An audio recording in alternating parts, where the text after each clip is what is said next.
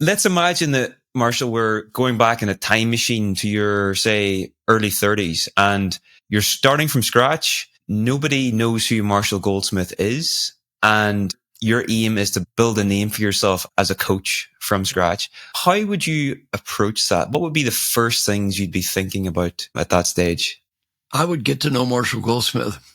If I were a young person and there was equivalent of me, I would get to know me. See, when I was young, I got to know Dr. Paul Hersey, and he and Ken Blanchett invented situational leadership.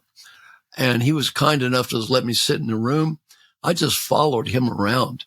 And I said, look, I will serve the coffee, move the tables. I'll just be a helper here.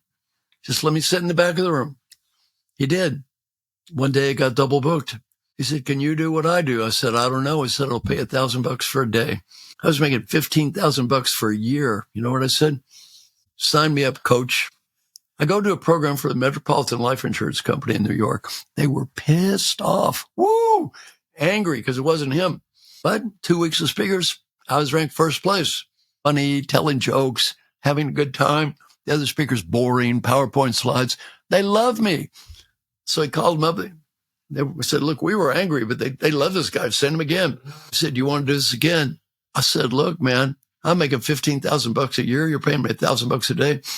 Yes, sir. My calendar just cleared. That's how I got into leadership development. My advice for a young person, get to know people like me. I got to know him. I didn't start at the bottom. My first clients were McKinsey, IBM, Metropolitan Life Insurance Company.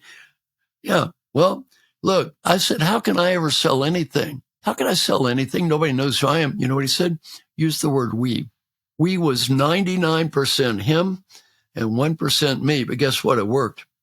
Then I became him.